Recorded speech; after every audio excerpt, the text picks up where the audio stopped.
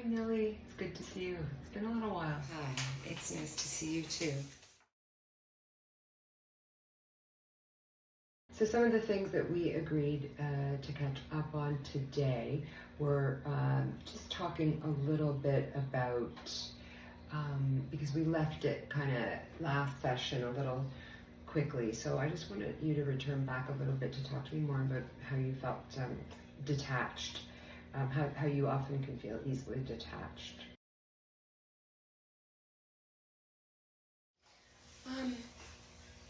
Yeah, I really do often feel really detached.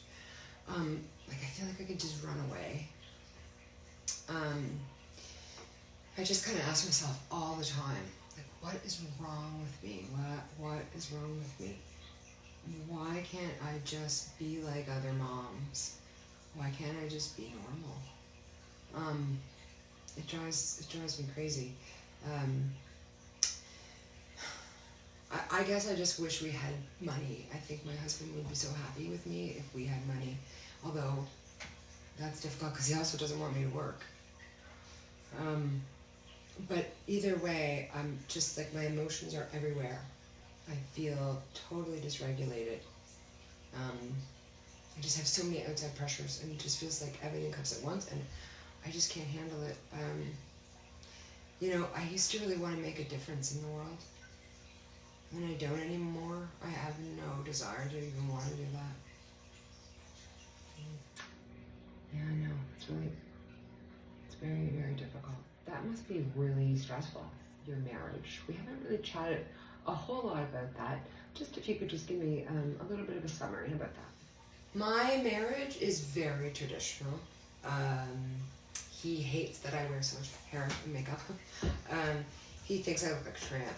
He actually has said that to me in front of people we know, and these people are people he wishes I could be friends with. It makes no sense. It's no wonder all the moms think I'm weird, you know. Yeah. I feel like I made a lot of bad decisions in my life, and my husband definitely tells me that a lot.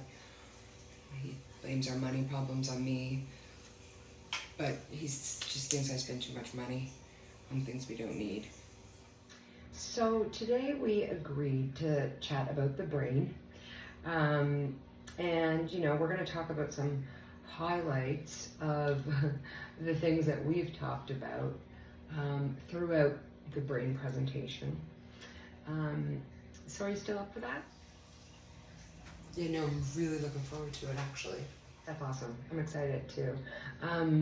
So we're going to start with the paper version of the brain, and then we're going to move to the one that I have lights in that I call TangiBrain.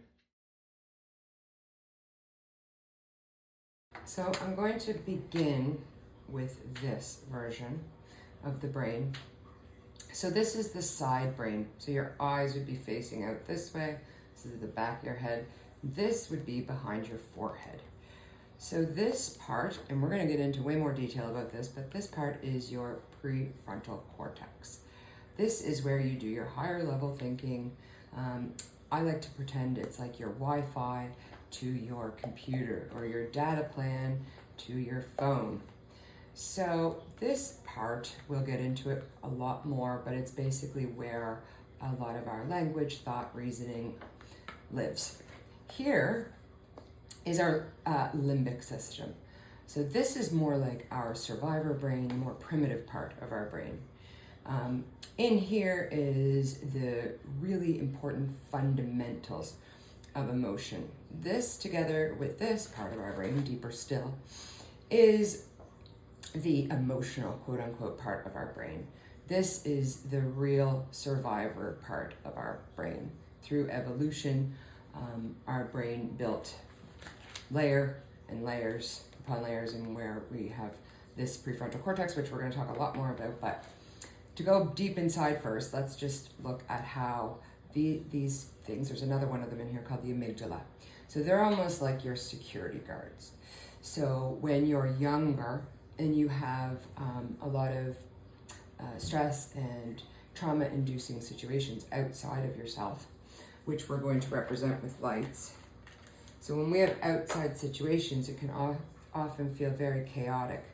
Like if every one of these lights represented a situation, say when you're growing up, so if red would represent alcohol, blue represents money, green represents your mother's emotional state.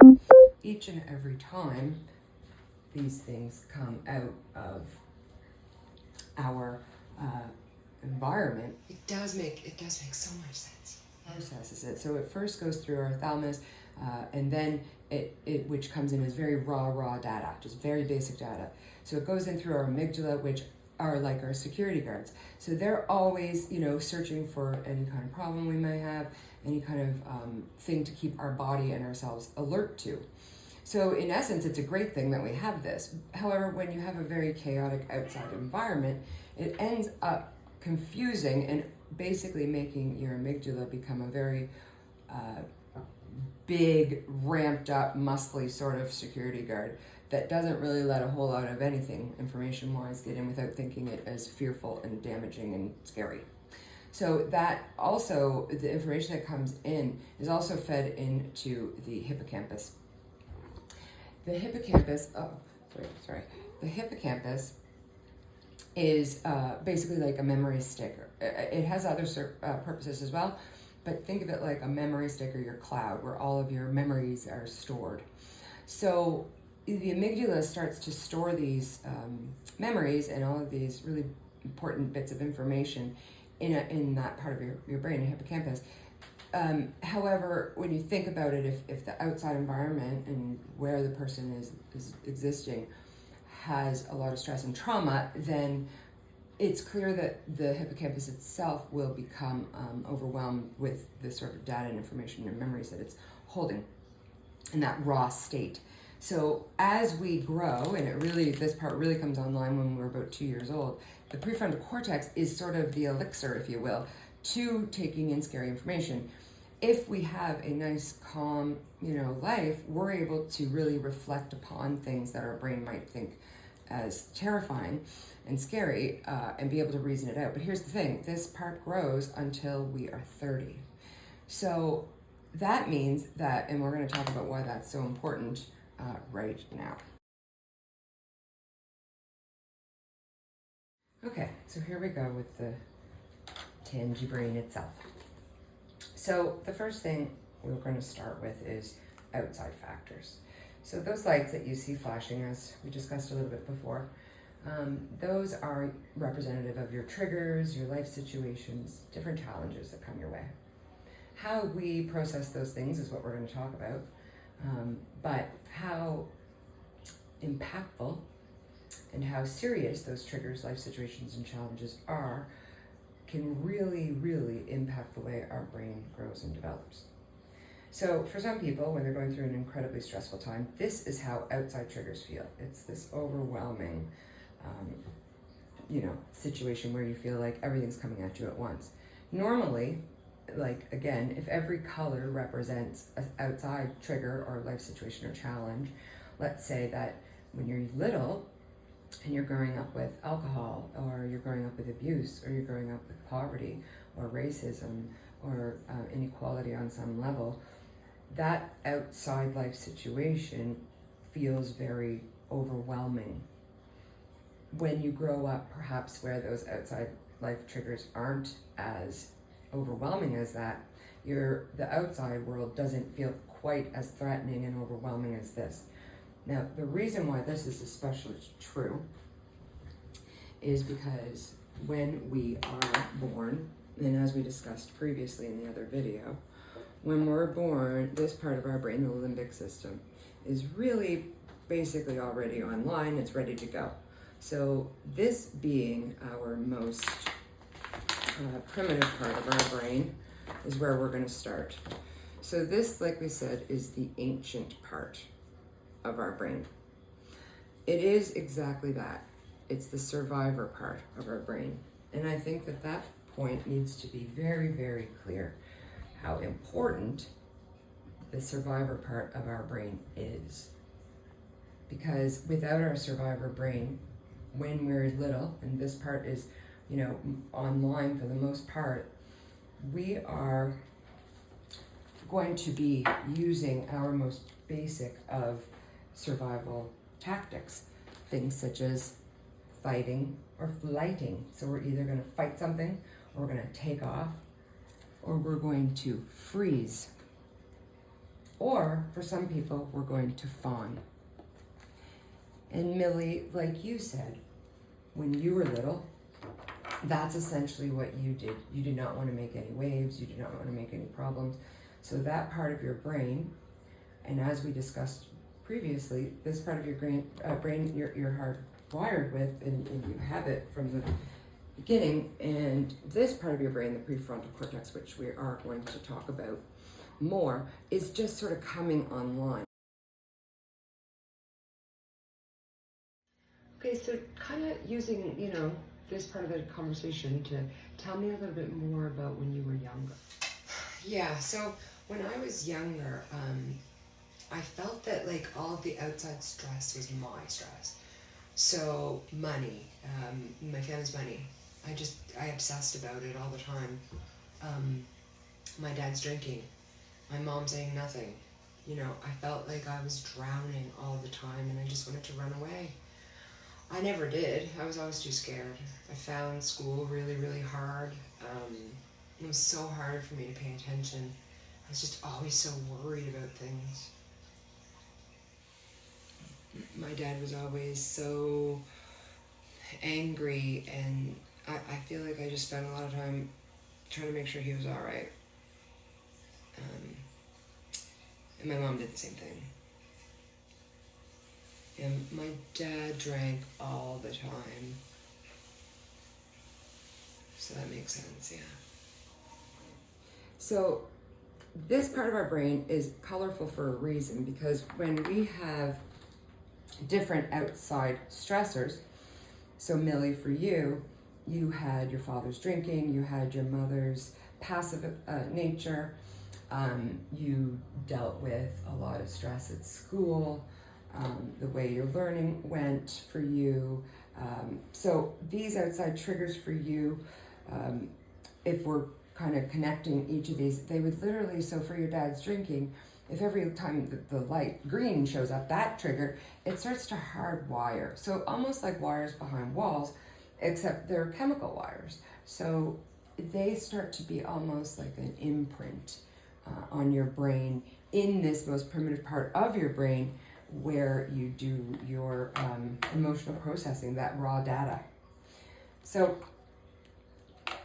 when we have trauma and we're little, that will, and or when we're big, of course, but this in particular, when we're talking about trauma, that we process trauma in this part of our brain, the limbic part. So it's the part of your brain that is the most colorful. Therefore, because we don't have the prefrontal cortex part with its clarity lit up yet, when that part of the brain is on, we have clear thinking, which we're going to talk a lot more about. But until then, we have rather colorful thinking, or more colorful stories, if you will.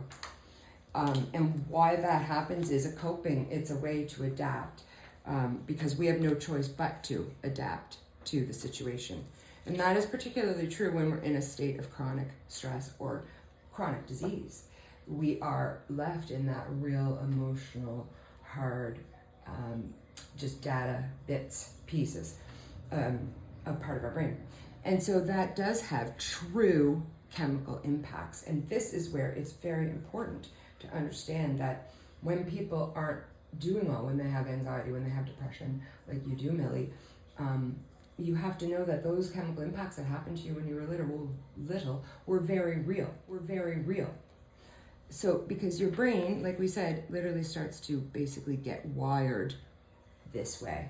And so when you're little and you're just surviving and you're adapting and doing what you need to do, you're mostly in your sympathetic nervous system.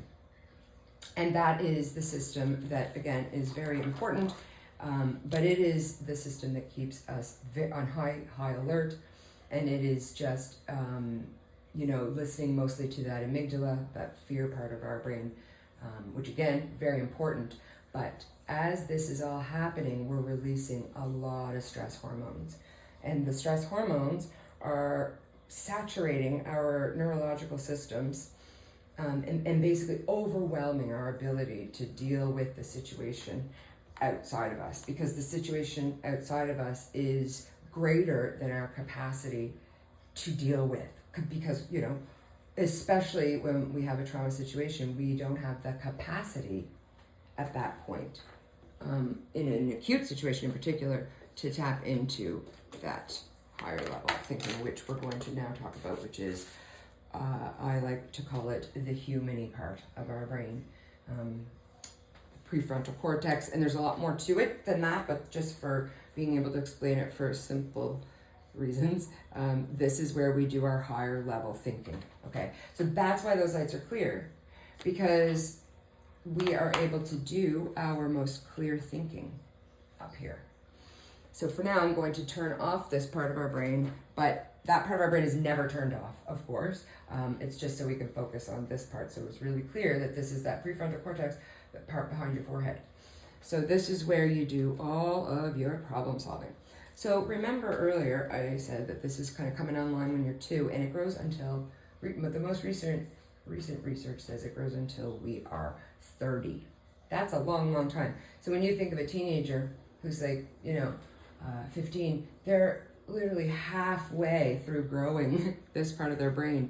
So it's no wonder, Millie, that you feel like your kids went through that phase where they weren't emotionally regulating themselves, and you were not emotionally regulating either. And so that allows you to understand that when you're in that place where you're just fawning, fighting, freezing, or fighting, you are in that most primitive part of your brain.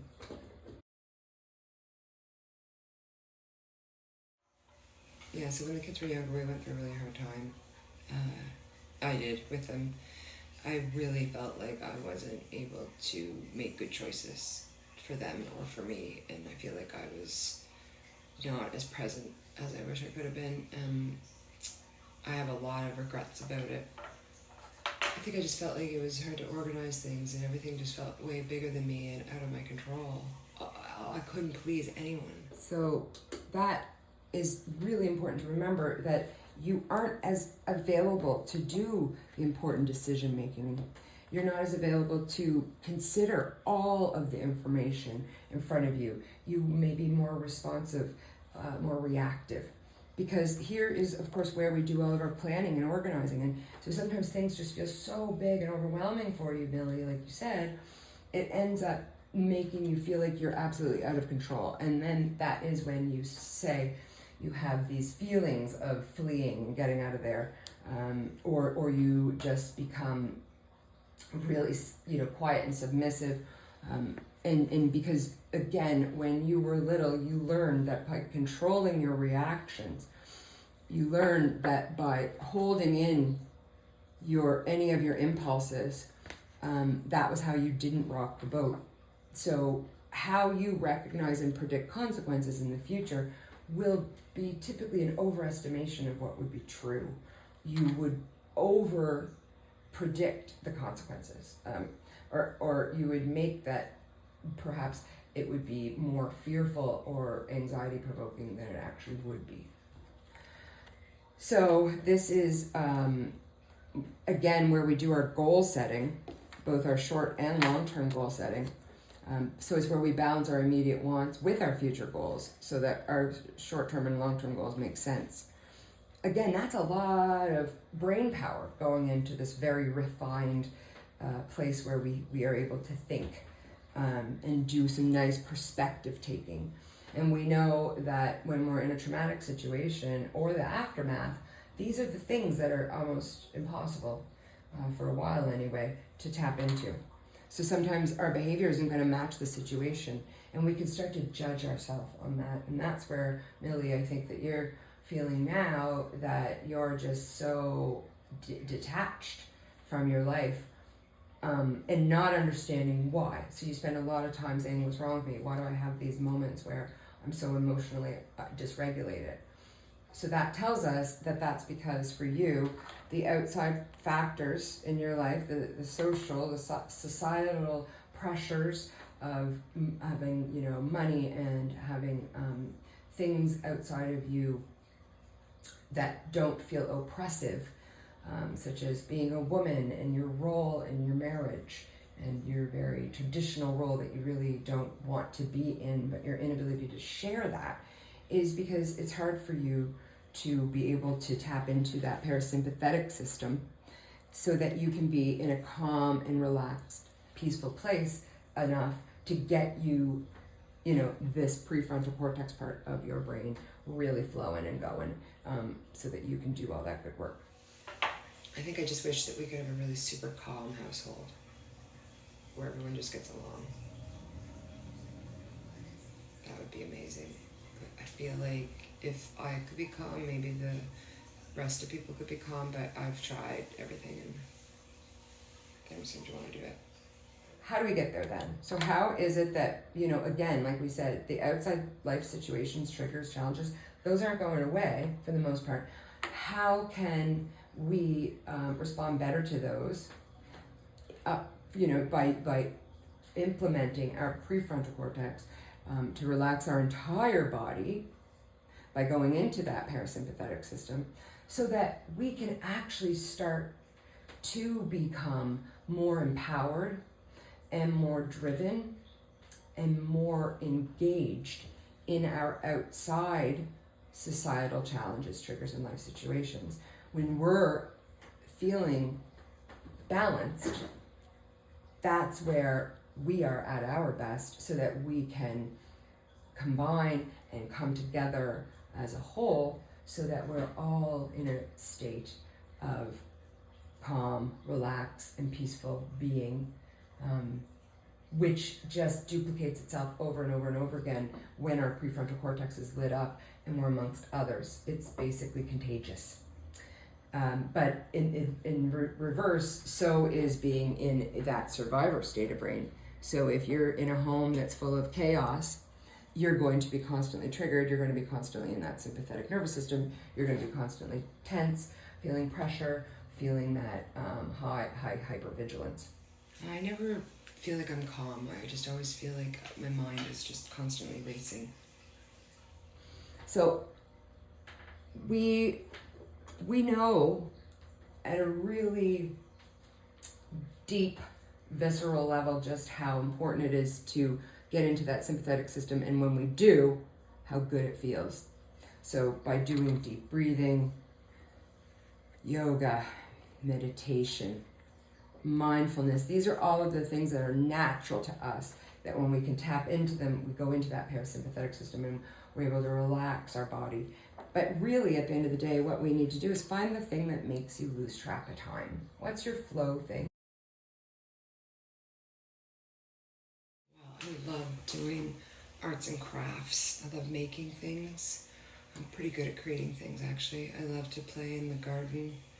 I love to do yoga. Those are things I like to do. I guess what I'd really like is more control over making other people happy. I'd like that a lot. So for you, as we talk, Millie, you really love doing arts and crafts. You love gardening, but you say to yourself, I shouldn't do that stuff. I should be doing this. I should be doing that for others. And so for us now in our work, we really want to get you to tap into, as we're doing this work, because of course therapy helps to rewire, this is where we're going to investigate that way that you're thinking, right? How then, Millie, do you treat yourself to being really in a place emotionally that you feel in control so that you can really participate and, you know, even impact the outside world and influence it in a way that is within your control, but let go of the ways that are out of your control. So we do that by, you know, making these stronger connections in our prefrontal cortex, in that place of empowerment, in that place where we can get by really understanding that taking care of ourselves first is vital, Millie, in particular for you, because you've really literally never been first in your life for yourself, right? So by doing this, we're going to end up balancing your chemicals overall, because again, we can't minimize how important it is to have our survivor brain. If something is really kind of truly dangerous on the outside, we want to know that. It's important to know that. But by balancing our chemicals, we actually become much wiser. Our brain becomes much stronger, and you're able to become the real you. And the way we can do that is all thanks to neuroplasticity. Wow, that makes so much sense.